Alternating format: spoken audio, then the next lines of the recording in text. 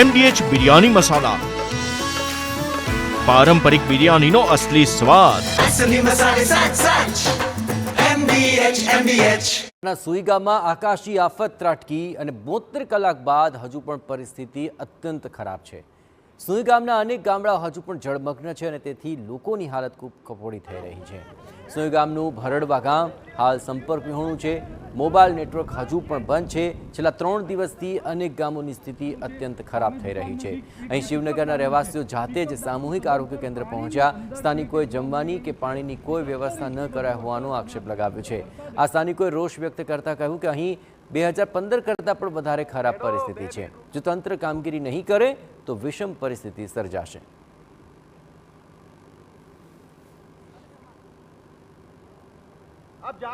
સુઈ ગામ પહોંચવું હોય તો આ નજારો છે ને આ દ્રશ્યો છે કે જ્યાં તમારે સુઈ ગામ પહોંચવું હોય તો કયા પ્રકારે પહોંચી શકાય. તમે સુઈ ગામમાં કયા પ્રકારની પરિસ્થિતિ છે?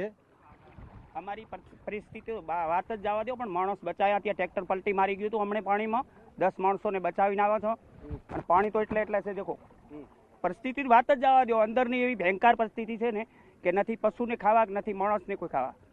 આ ભૂખે મરે. બહાર આવવું હોય તો આ પ્રકારે બહાર આવવું હોય તો બિલકુલ આમ જો તરતા આવડતું હોય તો આવી જાય ને કે ઓડિયાના સહારે, બાકી નથી આવી શકાતું. કેટલા સમયથી તમે આ રીતે પાણીમાં આ મતલબ સમય મને થઈ ગયો કાલનો વાતનું, કાલથી.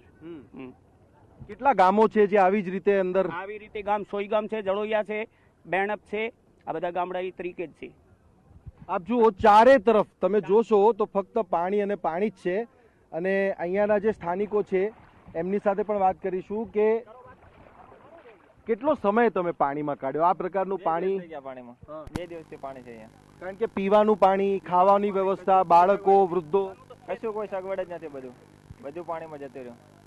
અનાજ બીજું બોરીઓ બીજું બધું પલળી ગયું મારું, બધું બોરીઓ. અચ્છા, આ જે પાણી ઉતર્યું છે થોડુંક એવું કહી શકાય? હા, અત્યારે ઉતર્યું છે થોડું, 1-1.5 ફૂટ જેટલું. નકા આટલું પાણી હતું, અત્યારે થોડુંક ઉતર્યું છે. તો અત્યારે તમે લોકો ક્યાં જઈ રહ્યા છો?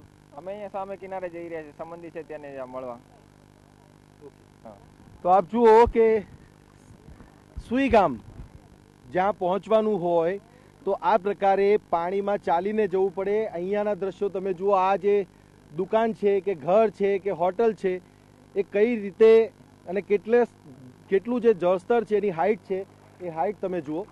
તો આ સ્થિતિ સુઈ ગામ પહોંચવા માટેની છે.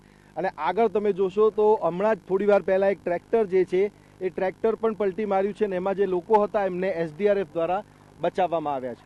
ત્યારે આ સેવા માટે જઈ રહેલું ટ્રેક્ટર હતું અને એમની આ પરિસ્થિતિ થઈ છે. પરંતુ આ જે સ્થિતિ છે એ છેલ્લા 3 દિવસથી છે અને રાહત છે કે વરસાદ જે છે એ થંભી ગયો છે, નહીં તો પરિસ્થિતિ હજુ વણસી શકી હોત. કેમેરામેન અરવિંદ સોલંકી સાથે સચિન પાટીલ, TV9 સુઈ ગામ. આ દ્રશ્યો પરથી સુઈ ગામની પરિસ્થિતિનો સ્પષ્ટ ચિતાર આપને આવી શકે તેમ છે. કારણ કે કમર સમાણા પાણી છે, ઠેર ઠેર આવા પાણી ભરાયેલા હોવાથી લોકો મુશ્કેલીનો સામનો કરી રહ્યા છે. અહીં જનજીવન ખોરવાઈ ચૂક્યું છે અને લોકો પોતાની બચેલી જે ઘર સામગ્રી છે તે લઈને સ્થળાંતર કરવા મજબૂર બન્યા છે. સુઈ ગામ NDRFની ટીમ દ્વારા આ જે રેસ્ક્યુ કરવામાં આવી રહ્યું છે. જે લોકો ફસાયેલા હતા એમને બહાર કાઢવામાં આવી રહ્યા છે. બધે જ તમે જ્યાં જાઓ ત્યાં આ જ પ્રકારની પરિસ્થિતિ છે, આ જ પ્રકારનું જળસ્તર છે. અને અહીંયાથી લોકોને નીકળવું હોય તો કેટલી પરિસ્થિતિ વિકટ બની શકે છે એ જોઈ શકો છો. અને હજી આગળ આ જે ST બસ છે એ ST બસ પણ આપણને દેખાઈ રહી છે કે એ છેલ્લા 2 દિવસથી અહીંયા બંધ પડી છે. સ્વચ્છ, સલામત અને સમયબદ્ધ. પરંતુ અત્યારે વરસાદને કારણે કોઈ પણ પ્રકારની જે સલામતી છે એ સલામતી નથી. આ બસ અહીંયા પહોંચાડવા માટે લોકોને જરૂર આવી હશે, પરંતુ અહીંયાથી એ આગળ જઈ શકી નથી.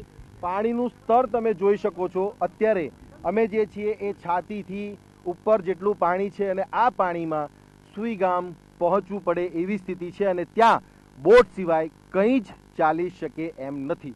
આ સ્થિતિ છે સુઈ ગામની છેલ્લા 3 દિવસથી. વરસાદ બંધ થયો છે એના કારણે રાહત છે, નહીં તો ઉપરથી આસમાની આફત અને નીચે દરિયો જ દરિયો. કેમેરામેન અરવિંદ સોલંકી સાથે સચિન પાટીલ, TV9 સુઈ ગામ. તો બનાસકાંઠામાં હાલ અત્યારે આવા બેહાલ છે. વાવ તાલુકામાં વરસાદ થંભી ગયો પરંતુ મુશ્કેલી હજુ એ યથાવત છે. વાવ તાલુકાનું ભાટસર ગામ જુઓ, જ્યાં વરસાદી પાણીએ તારાજી વેરી છે. એસડીઆરએફની ટીમે 50થી વધુ લોકોનું અહીં રેસ્ક્યુ કર્યું હતું. MDH કિચન કિંગ મસાલા રસોડામાં હોય તો આપણે કાંઈ પણ બનાવી શકીએ છીએ. રીંગણાનો ઓળો, બટેટા ફુલાવર, ભીંડી મસાલા અને બીજું ઘણું બધું. MDH